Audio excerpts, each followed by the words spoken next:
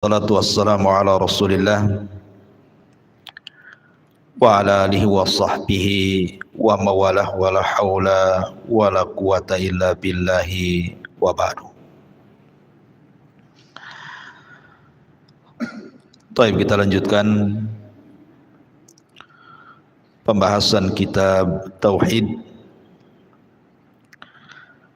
dan kita masuk pada bab ke-29,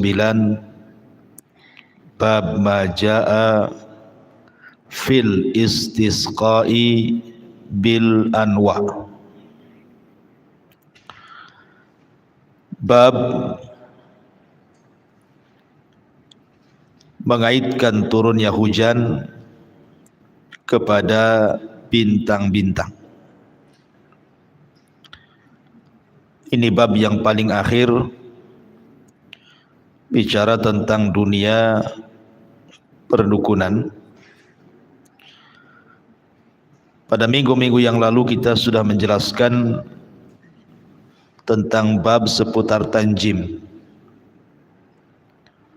orang-orang yang meramal menggunakan zodiak perbintangan. Tapi bab ini lebih khusus lagi mengaitkan turunnya hujan kepada bintang, atau menisbatkan turunnya hujan kepada peredaran bintang yang 28 itu.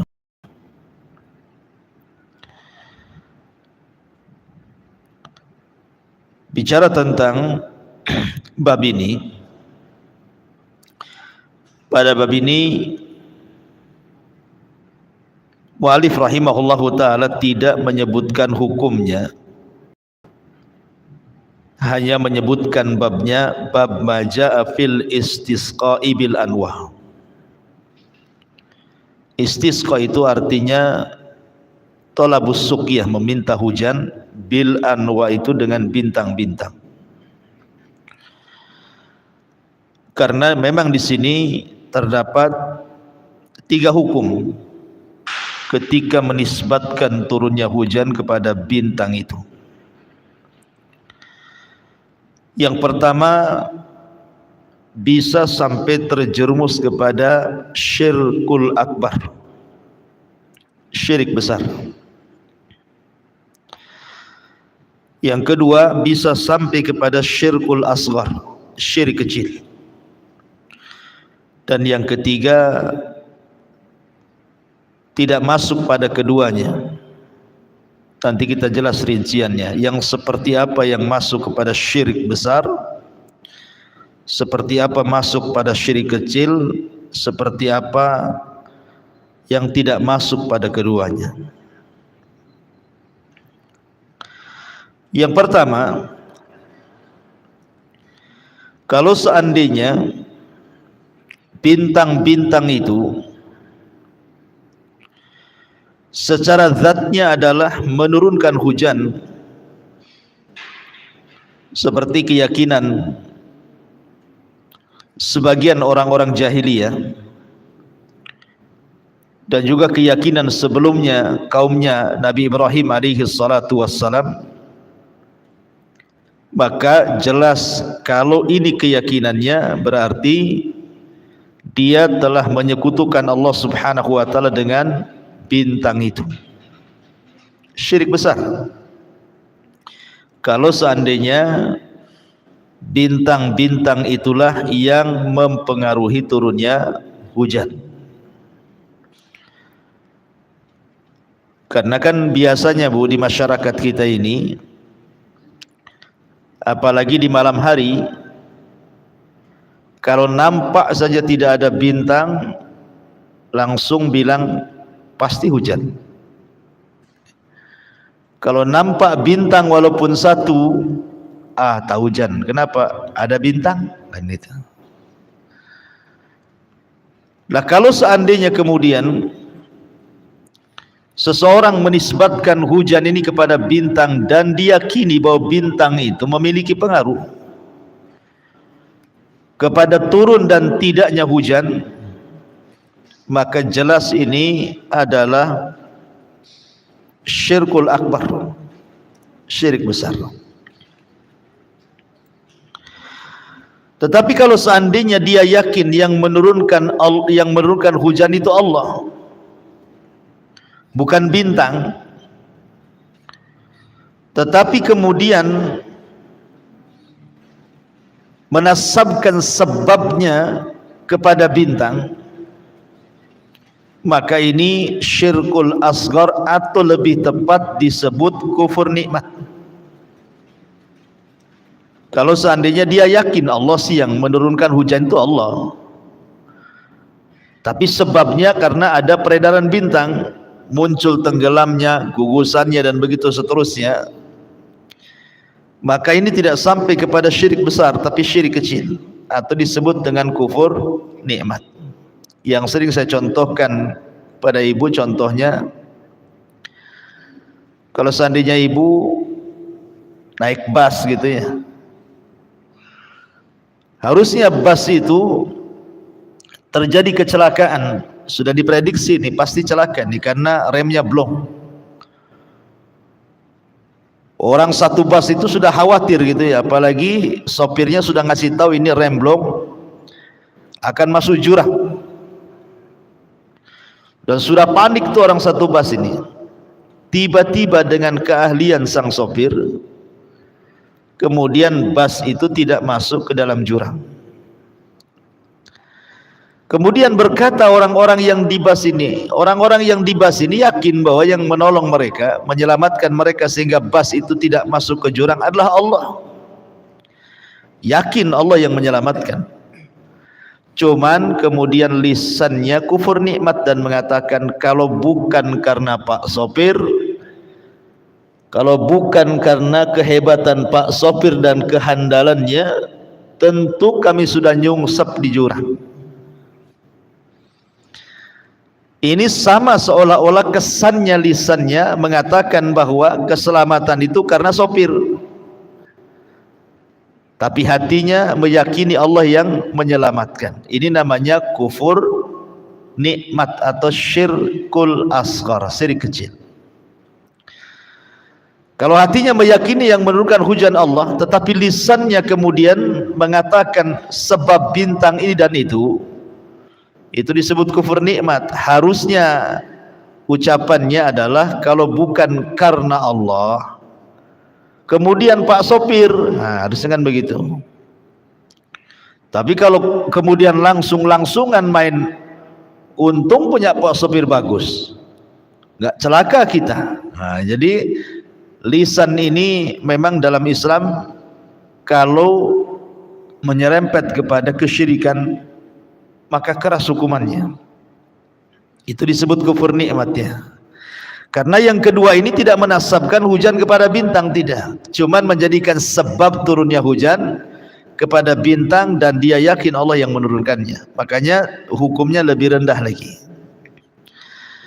Kemudian yang ketiga yang tidak termasuk kepada dua perkara tersebut, kalau seandainya turunnya hujan itu tidak dinisbatkan kepada peredaran muncul tenggelam bertemunya bintang, atau tidak mengatakan ini sebab bintang dan itu, tetapi bertepatan dengan munculnya bintang ini turun hujan, itu tidak apa-apa. Sama dengan umpamanya turun hujan di hari Rabu, bertepatan dengan hari Rabu. Turun hujan di bulan November bertepatan di bulan ini.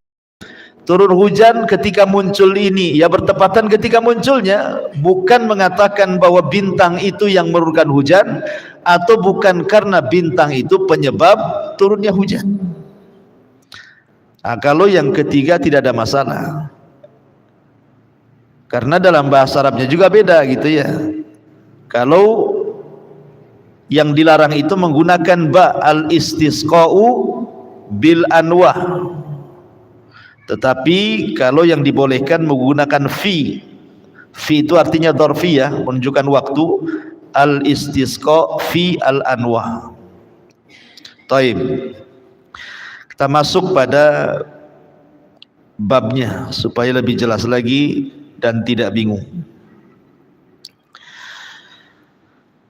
Mu'allif rahimahullahu ta'ala kemudian menyebutkan beberapa dalil dari Al-Quran dan Sunnah Nabi Sallallahu Alaihi Wasallam. Allah Subhanahu Wa Taala berfirman, wa taj'aluna rizqakum annakum tukadzibun. Dan kalian membalas rizki yang telah dikaruniakan kepadamu dengan cara mendustakannya.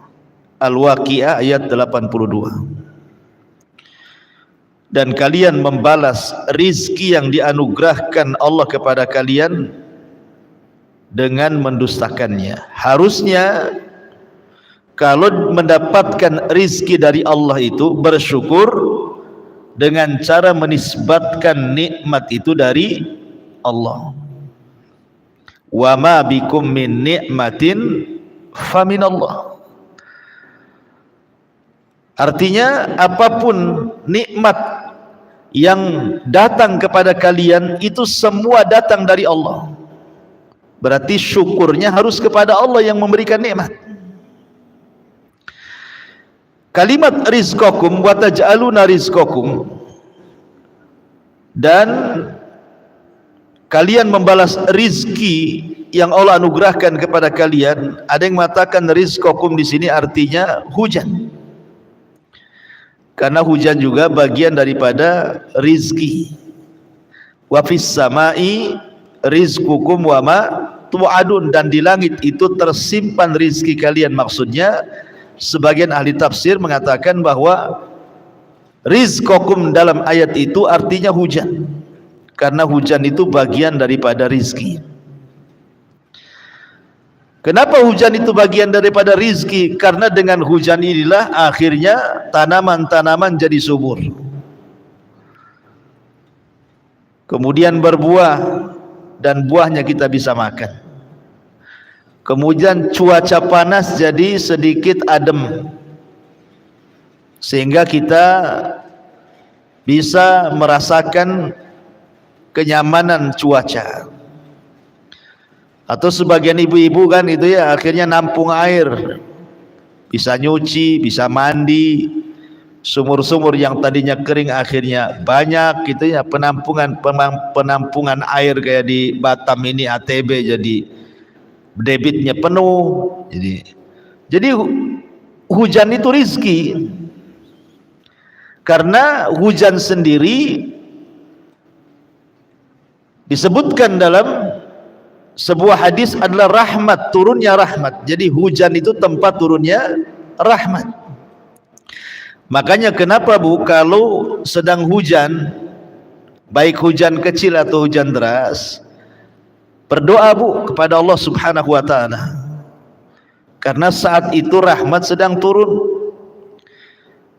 Kemudian yang kedua, ucapkan dalam bentuk syukur kita karena hujan ini seperti yang diajarkan Nabi sallallahu alaihi wasallam. Ibu katakan mutirna bi fadlillahi wa bi rahmati. Hujan turun kepada kita karena karunia dan rahmatnya. Katakan seperti itu. Kalau ada hujan Bu, langsung ibu katakan mutirna bi fadlillahi wa rahmati. Atau ibu katakan Allahumma sayyiban nafi'ah. Ya Allah, jadikan hujan ini menjadi hujan yang bermanfaat. Tapi kalau seandainya hujan ini nampaknya membahayakan, maka ibu berdoa kepada Allah Subhanahu wa ta'ala agar hujan ini dipindah ke bukit-bukit, ke gunung-gunung, ke lembah-lembah. Allahumma hawalaina wala alaina. Ya Allah, jangan timpakan hujan ini menjadi musibah bagi kami, tapi tempatkanlah musibah ini di gunung hujan ini di gunung-gunung, di bukit tempat tumbuh-tumbuhan, lembah-lembah. Ibu katakan seperti itu. Kalau sudah nampak nih hujan ini membahayakan. Jadi semua ada tuntunannya ketika turun hujan itu. Intinya hujan itu datang dari Allah, dan hujan itu bagian daripada rizki dari Allah. Maka jangan mendustakan rizki yang Allah anugerahkan kepada kita. dengan cara menisbatkan hujan itu kepada bintang. Kemudian juga mu'alif rahimahullahu ta'ala setelah itu membawakan hadis dari Abu Malik al-Ash'ari radhiyallahu an, anna Nabiy sallallahu alaihi wasallam yaqul arba'un fi ummati min amril jahiliyah la yatrukuhun. Ada 4 perkara kata Rasul dari perkara-perkara jahiliyah yang masih melekat pada umatku dan mereka belum bisa meninggalkannya. Hadis ini adalah hadis yang menakutkan, karena Nabi sallallahu alaihi wasallam ingin menjelaskan ada perkara-perkara jahiliyah itu yang tidak bisa ditinggalkan umatnya sampai Nabi meninggal, bahkan sampai hari ini. Ini sifat-sifat jahiliyah ini melekat pada umat Islam, karena Rasul mengatakan fi ummati, dalam umatku, maksudnya umat istijabah, umat Islam, bukan umat luar. Dan ketika Nabi SAW menasabkan ini sifat-sifat jahiliyah, bahwa sifat-sifat jahiliyah itu tercela. Makanya di dalam Al-Quranul Karim kalau menjelaskan sesuatu yang buruk dan tercela itu selalu dikait-kaitkan dengan jahiliyah.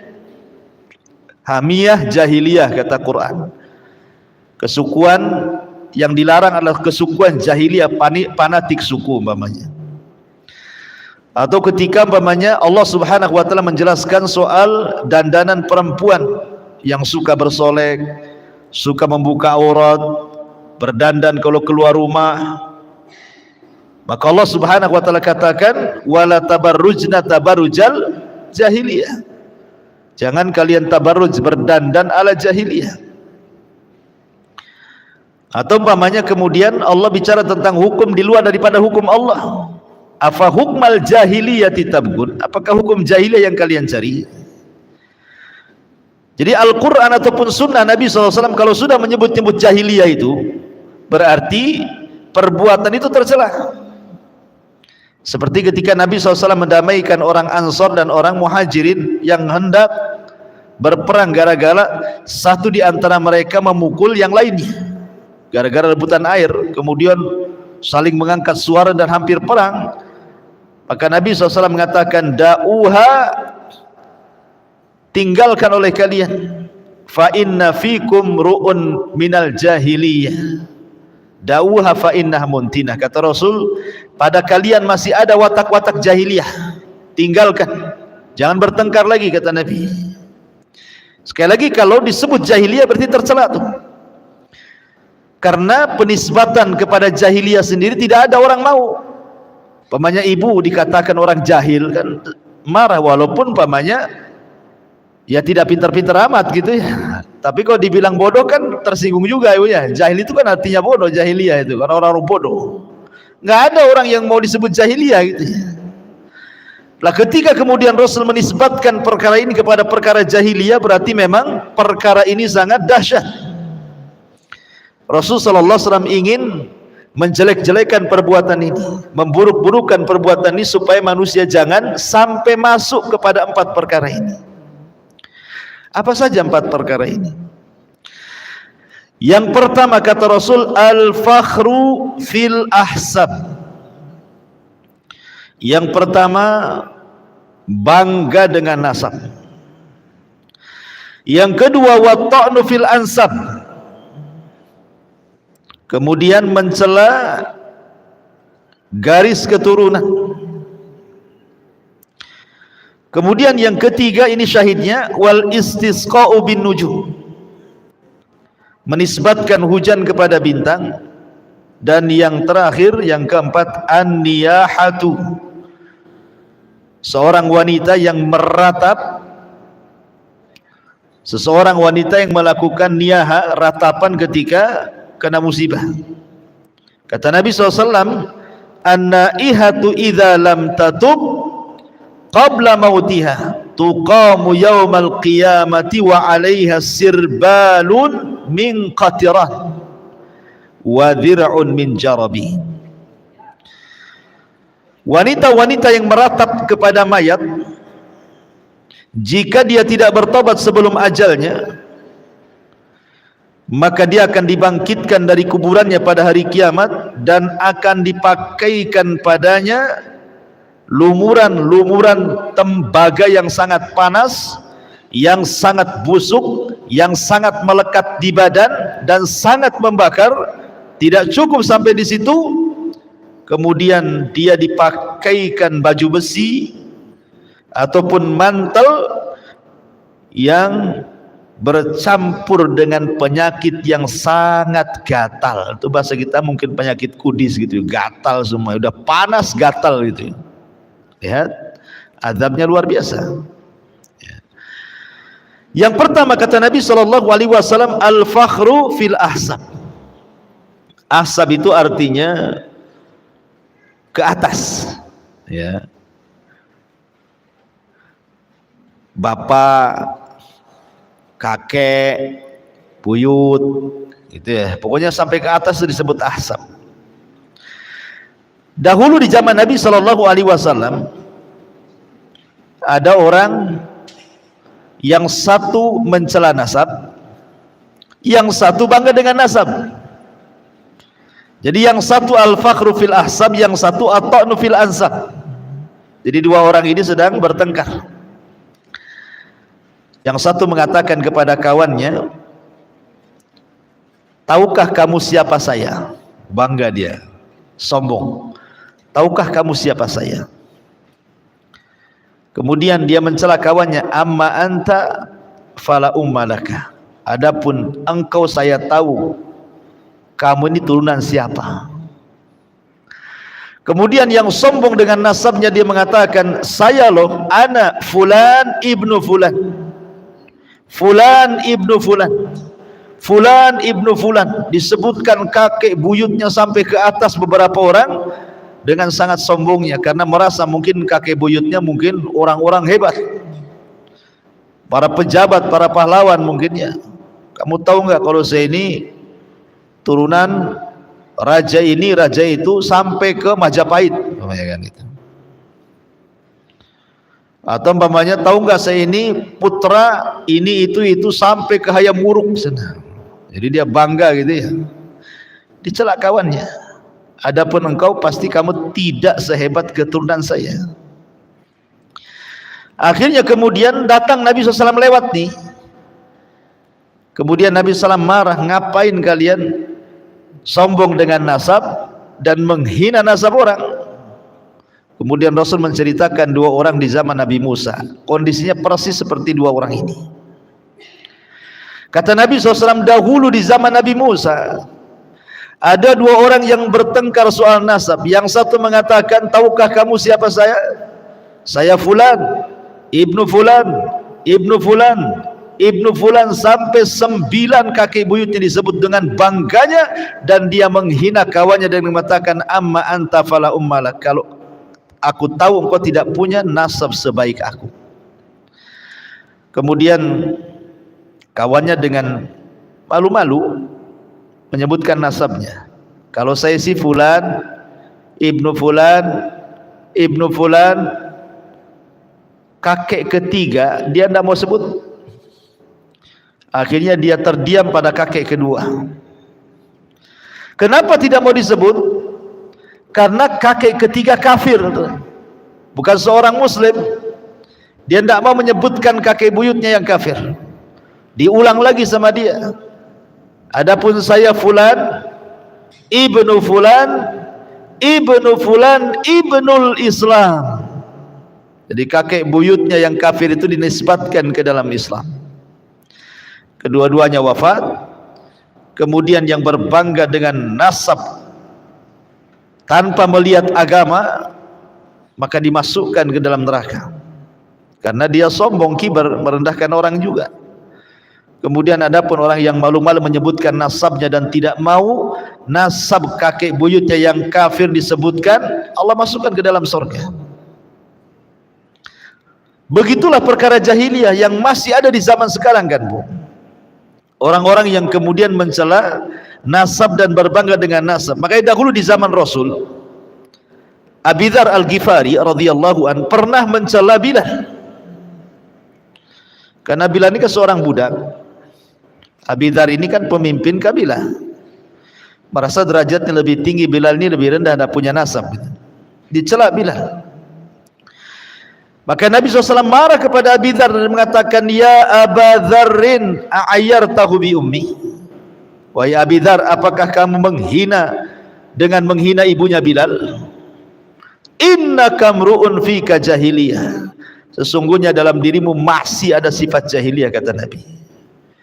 Tidak boleh seseorang itu membanggakan dengan orang tua dan menghina orang tua orang lain dengan mengatakan, paling bapakmu itu tukang ya, bapakmu itu ya tukang ngantar-ngantar COD. Bapak saya lihat tuh lagi tugas di Polda katanya. Nah, ini kan, ini menghina nasab orang, berbangga dengan nasab sendiri.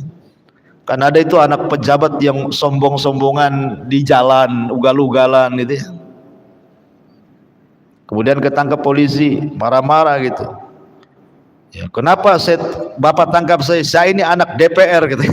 Kan ada ya, orang yang bangga kayak gitu ya. Jadi terkadang masih ada, bahkan di lingkungan yang kecil, umpamanya di yayasan atau di masjid, mungkin anak ketua yayasan gitu ya. Kau jangan macam-macam ya, aku nih lo anak ketua yayasan di sini. Nah, ini kan sama juga. Jangan macam-macam, saya anak RT di sini. Baru anak RT udah bangga nih. Jadi jangan sampai kemudian seseorang sombong, nggak boleh. Itu perkara jahiliyah, itu tidak boleh kayak gitu. Berbangga dengan nasab dan merendahkan nasab turunan orang. Adapun kalau dalam bentuk ikhbar, penghabaran sih nggak apa-apa. Jadi itu bukan membanggakan nasab, seperti Rasul mengatakan dalam peperangan itu, ana Muhammad, ana ibnu Abdul Muttalib. Saya Muhammad dan saya adalah turunan Abdul Muttalib. Abdul Muttalib itu raja daripada raja Quraisy saat hidupnya. Jadi kalau sifatnya menghabarkan tidak apa-apa. Pamannya ibu ditanya, ibu ini orang mana ya? Kok saya agak kenal? Iya, saya ini anaknya si Anu. Jadi bapak saya punya bapaknya si Anu. Itu yang punya pom bensin. Ya kan? Kalau hanya menghabarkan saja, tidak ada tendensi pribadi ya. Hanya orang ditanya ya jawab gitu saja. Tidak ada di situ niat merendahkan nasab orang. Tidak ada juga membanggakan nasab sendiri. Hanya menghabarkan karena ditanya ya tidak masalah. Tetapi kalau sudah ada tendensi, sudah ada kepentingan pribadi, kemudian ada niat-niat yang kurang bagus, seperti mamanya mengaku walinya, mengaku saudaranya. Kan banyak di Batam nih, saya itu saudara si Anu loh, padahal tidak ada tuh, ngaku-ngaku aja tuh saudaranya si Anu tuh ya. Kadang-kadang kan seperti itu, mamanya mau ngurus apa gitu ya, KTP atau SIM atau apa gitu kan, ngomong saya masih keponakannya si Anu tuh katanya, tolong dipermudah katanya. Itu kan ngaku-ngaku namanya, nyambung nasabnya dengan si Anu itu ada kepentingan ya. Atau bahkan yang lebih itu, ada kepentingannya itu hanya untuk popularitas, seperti mamanya ngaku Habib, turunan Nabi, modal mancung saja gitu ya, modal Arab.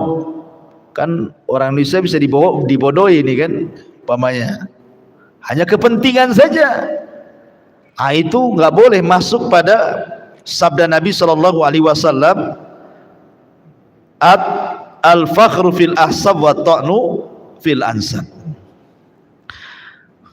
Termasuk juga tidak boleh mencela orang tua orang lain. Nanti anak yang punya orang tua mencela orang tua kita lebih jahat dibandingkan kita mencela orang tua orang lain itu. Itu masuk juga di sini, mencela nasab. Oh, dasar bapakmu, ya patutlah anaknya kayak gini, bapaknya aja kayak gitu. Nah, jadi terkadang kesalahan anak, pamannya anaknya mencuri, yang dicela bukan anaknya, bapaknya. Oh, dasar patutlah bapaknya garong, anaknya nyuri jadinya. Tidak boleh, Bu ya. Nah, nanti anaknya ini bisa mencela orang yang mencela. Orang tuanya bisa dicela jauh lebih jahat dibandingkan ketika dia mencela ayahnya atau ibunya atau kakeknya atau neneknya. Dan itu nanti masuk pada bab durhaka kepada orang tua tanpa secara langsung. Kita tidak mencela orang tua kita, tetapi orang yang mencela orang tua kita disebabkan kita mencela orang tua dia. Nah, itu namanya masuk pada at-ta'nu fil ansab. Tidak boleh. Kemudian yang ketiga, wal istisqa binujum, ini yang jadi pembahasan yang kita akan bahas nanti. Menisbatkan hujan kepada bintang. Kemudian yang terakhir, wan niyahatu, dan juga wanita-wanita yang meratap karena kematian. Sebenarnya yang meratap itu tidak mesti wanita, laki-laki juga ada yang meratap, Bu ya. Tetapi kan hadis ini bicara tentang keumuman. Umumnya yang suka meratap itu biasanya perempuan karena lebih berperasaan. Lain dengan laki-laki kan pakai akal. Sehingga sedikit orang yang meratap dari kalangan laki-laki, bukan tidak ada. Tapi yang perempuan itu yang lebih banyak. Apa sih artinya an-niyah itu? Niyah itu artinya seorang wanita yang tidak rela, seorang wanita yang tidak ikhlas, seorang wanita yang tidak redha ketika orang-orang yang dicintainya meninggal dunia. Umpamanya ibu suaminya meninggal, saya enggak mendoakan, Bu ya, ini kan umpamanya. Jadi umpamanya, jangan ibu lah, yang lain aja lah. Umpamanya ada seorang wanita suaminya meninggal, atau anaknya meninggal, atau ayahnya meninggal, enggak redha dia, enggak ikhlas, sehingga kemudian dia tasakhut. Ya, pokoknya hatinya enggak ikhlas, enggak redha, enggak rela. Lisannya pula menunjukkan ketidakikhlasan, ridwan dan relaan. Dengan cara apa? Meraung-raung. Tidak cukup tuh lisannya meraung-raung, kemudian badannya pun action gitu ya, tangannya merobek-robek pakaian, ambil gunting dicukur rambutnya, ya, kemudian ambil air 1 ember digujurkan di badannya, kadang-kadang guling-guling gitu ya, kayak orang kesurupan, Bu, ya kan? Nah, itu namanya niyah. Ya, ada wanita-wanita sampai seperti itu, dan saya pernah menyaksikan itu. Ada seorang anak wanita, padahal ibu ini sudah tua, saya lihat usianya sudah 50 tahunan lah. Orang tuanya mungkin sudah ya 70 tahunan lebih begini orang tuanya. Orang tuanya itu lagi nazak tuh. Jadi ustadz itu yang sedang mengarahkan di situ, meminta kepada anak laki-lakinya untuk mentalkin orang tuanya yang sedang nazak. Ini anak perempuannya dengar gitu ya, disangkanya sudah mati. Wah, teriak-teriak dia. Teriak-teriak. Enggak peduli itu, enggak punya malu pokoknya. Gulang-guling, padahal tamu banyak tuh. Akhirnya sama orang-orang diikat, diamankan, dimasukkan ke dalam kamar, dikunci, kapok di dalam tuh. Jadi tidak boleh seperti itu.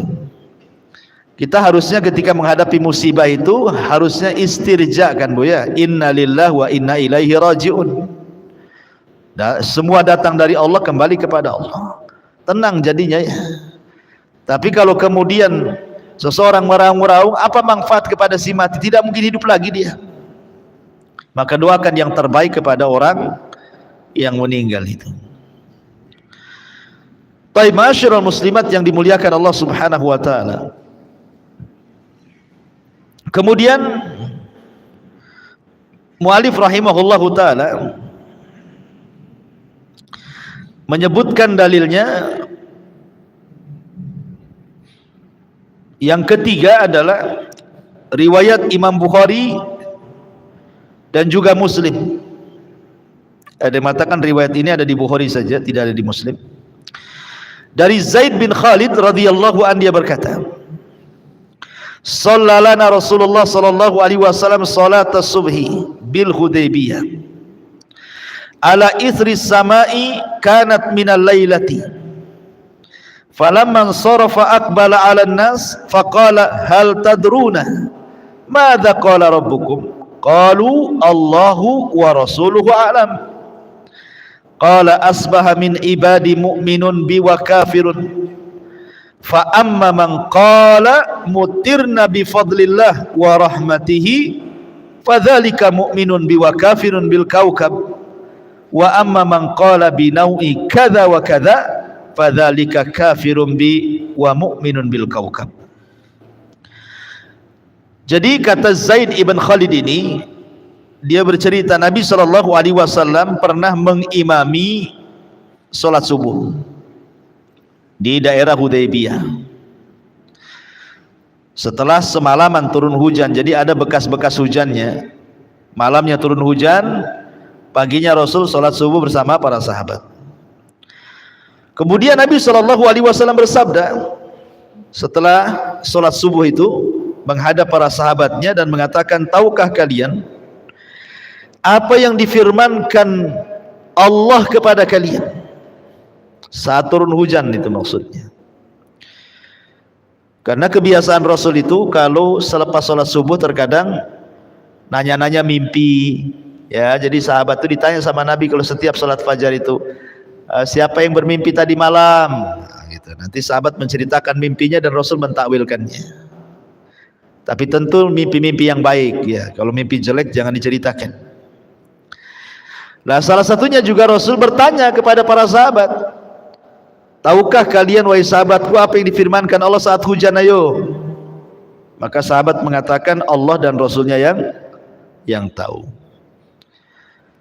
Tentu kalimat Allah dan Rasulnya yang tahu karena memang Rasul masih hidup.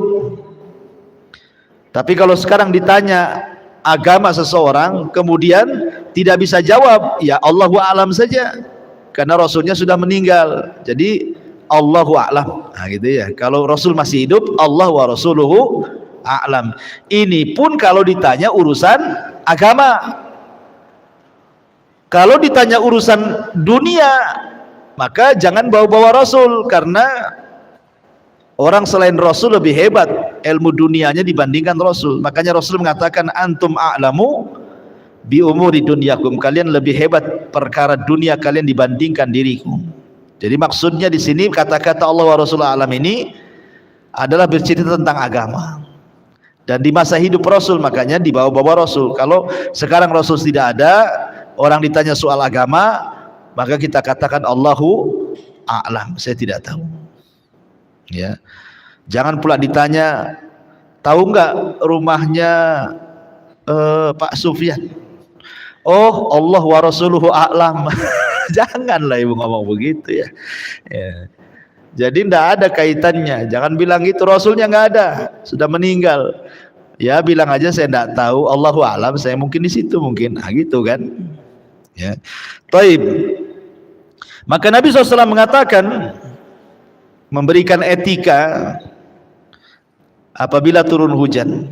Kata Nabi SAW, di pagi hari ada hamba-hambaku yang beriman kepadaku, tapi ada juga yang kafir. Maksudnya di pagi hari yang malamnya hujan. Jadi malam itu hujan deras, kemudian paginya sudah reda, ya ada bekas sisa-sisa genangannya gitu ya. Jadi kata Nabi SAW, di pagi hari ada hamba-hamba Allah itu yang mukmin dan kafir. Adapun yang mukmin ketika dia mengatakan mutirna bi fadlillahi wa rahmatihi, oh kami semalam dihujani karena karunia dan rahmat Allah. Kalau dia ngomong begitu berarti dia sedang beriman dengan Allah dan kafir dengan bintang-bintang. Tapi kalau kemudian dia ngomong mutirna bi nau'i kada wa kada, bahwa kami dihujani dengan bintang ini dan itu, maka inilah kafir dengan diriku dan beriman kepada bintang-bintang. Tadi sudah saya jelaskan ada dua hukum.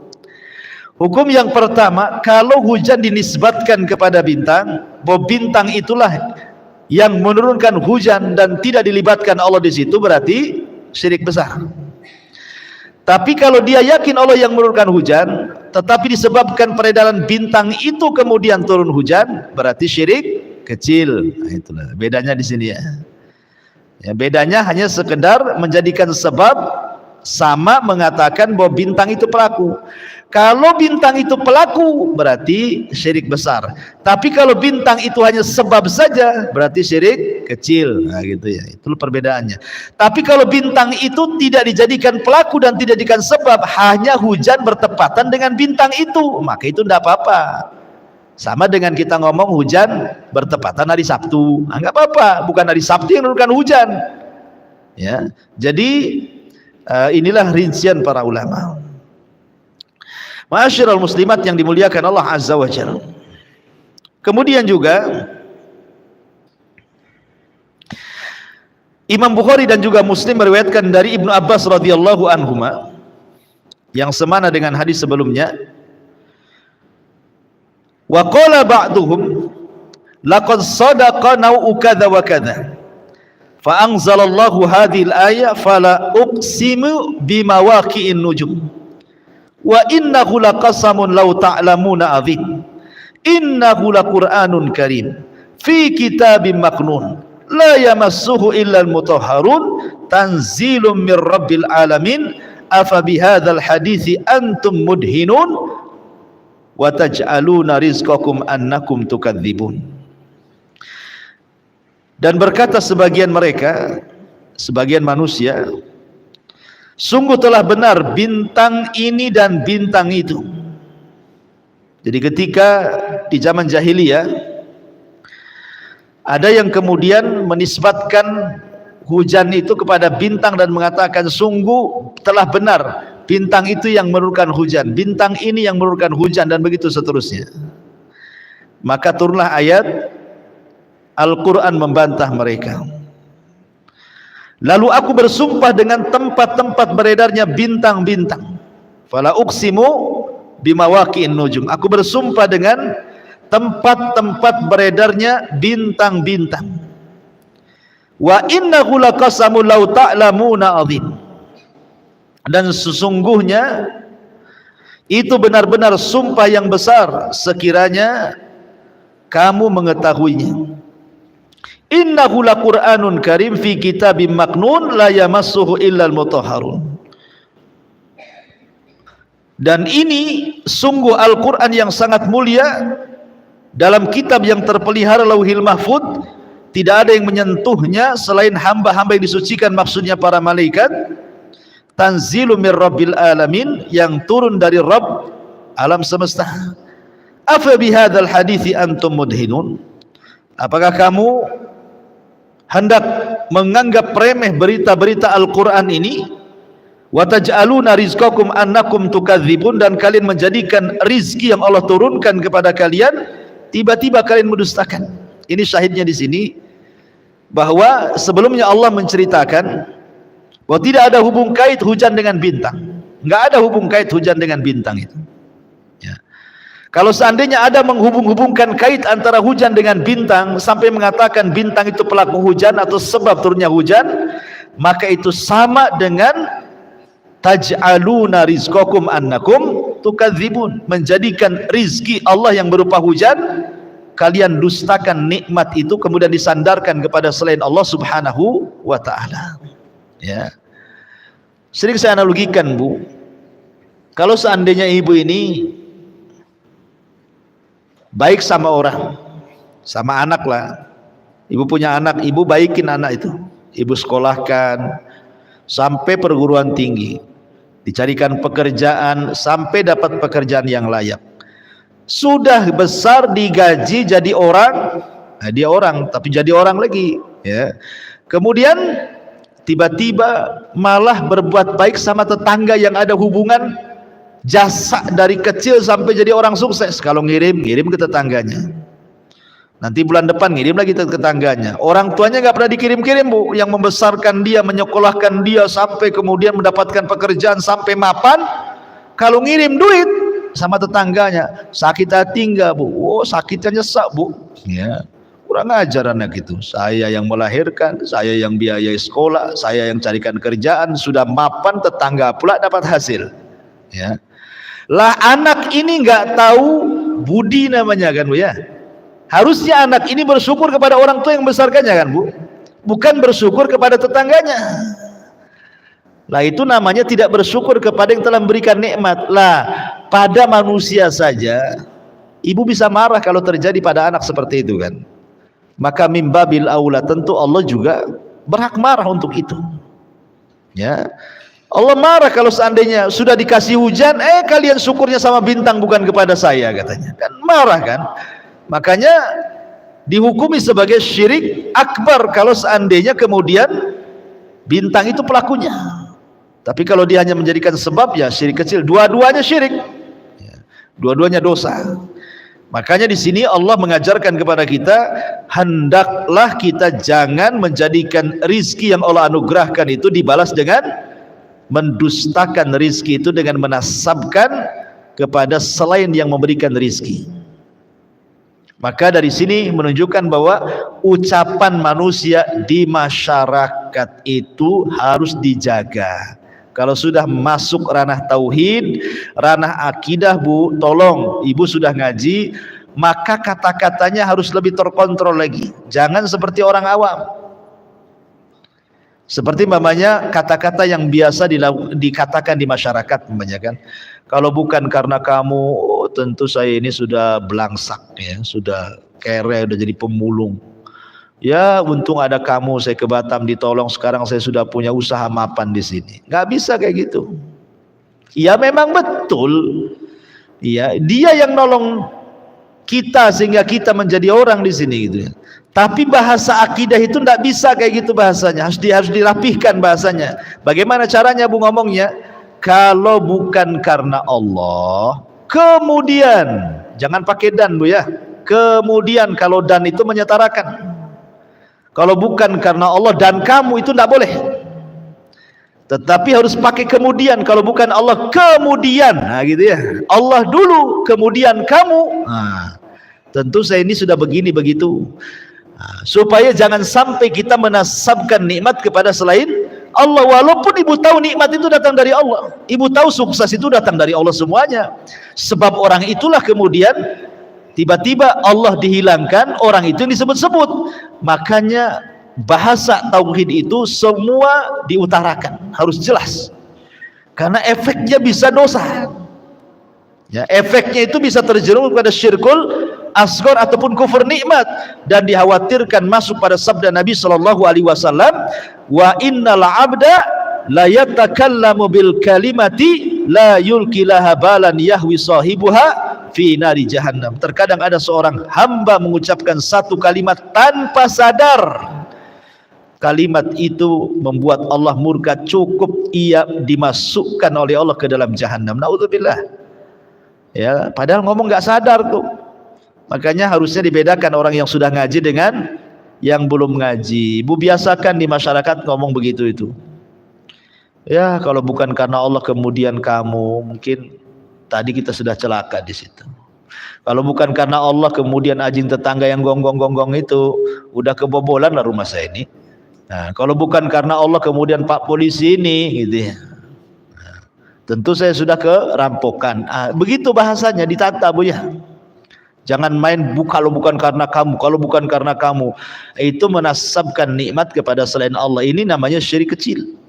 Ya, dan lebih tepat disebut kufur nikmat namanya. Wallahu alam. Ini dalil terakhir yang disebutkan oleh mu'alif. Berarti bab ini adalah bab terakhir yang membicarakan tentang bab dunia perdukunan, karena nanti setelah bab ini kita masuk pada bab-bab ibadah hati ya, mahabbah, rasa cinta, al-khauf, rasa takut, ar-roja, dan itu pembahasan yang jauh lebih penting karena ibadah hati adalah ibadah yang menentukan ibadah badan dan juga kata-kata. Wallahu a'lam Bu. Silakan kalau ada yang mau bertanya.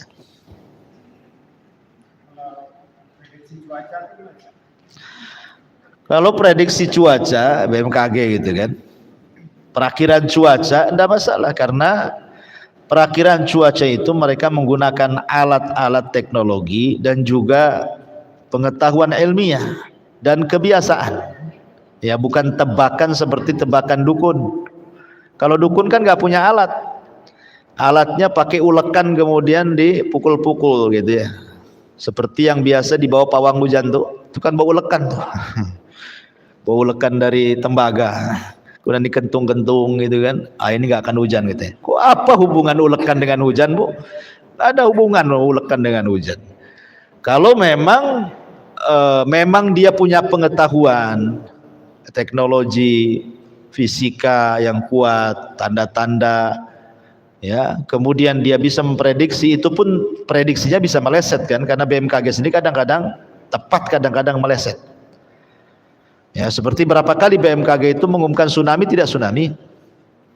Ya, ketika gempa umpamanya sekian skala liter gitu, kemudian dibilang akan terjadi tsunami, ternyata tidak ada tsunami. Artinya kan tidak pas juga dia. Tetapi kan orang-orang ini memang dia bukan sedang meramal, tetapi memperkirakan cuaca dengan ilmu pengetahuan dan peralatan teknologi. Itu tidak ada masalah. Seperti obat. Obat ini tidak ada nas Qur'annya itu obat, hadis juga tidak mengatakan obat, tapi diteliti oleh herbalis. Ya, bahwa ini obat. Walaupun tidak 100% kan, ada yang minum ini sembuh, ada yang nggak minum, ada yang minum ya biasa-biasa saja. Bahkan ada seseorang itu yang mendengarkan ceramah bahwa dia punya diabetes. Kemudian adalah mendengar salah seorang dokter gitu kan, yang dokter ini sudah hijrah, kemudian ngomong bahwa madu yang dicampur dengan air hangat kemudian diminum itu bisa mengurangi diabetes. Setelah minum malah diabetesnya tinggi. Kan akhirnya dia nggak mau minum lagi. Ya namanya penelitian itu, Bu, itu nggak 100%. Ya, penelitian itu nggak 100%, tetapi kan umumnya ngobati. Umumnya ngobati, tapi kan nggak 100%. Sama juga orang bekam juga sama. Ya, dulu ada orang dibekam kepalanya untuk menghilangkan penyakit vertigo supaya turun menjadi percie gitu. Gitu ya. Jadi akhirnya kan umumnya kan memang orang yang kena vertigo kalau dibekam kepalanya itu kan umumnya rata-rata sembuh. Tapi ada kasus orang pembekam ini mungkin dia baru belajar atau mungkin memang takdir dia gitu ya, bekam kepala orang, rupanya bekas bekamnya itu nggak sembuh-sembuh, akhirnya membusuk sampai dioperasi. Ya, artinya kan ya itu kan masuk malpraktek juga. Mungkin dia harusnya tahu dulu lah kondisi si pasien ini, punya diabetes kah, punya apa, tanya dulu, tensi dulu darahnya atau gimana kan. Itu bukan main bekam. Memang bekam itu sunnah Nabi, tapi terkadang jadi bahaya ketika kita tidak tahu cara penggunaannya kan. Lah mungkin kurang lebih lah BMKG juga seperti itu. Nah, ya, wallahu a'lam.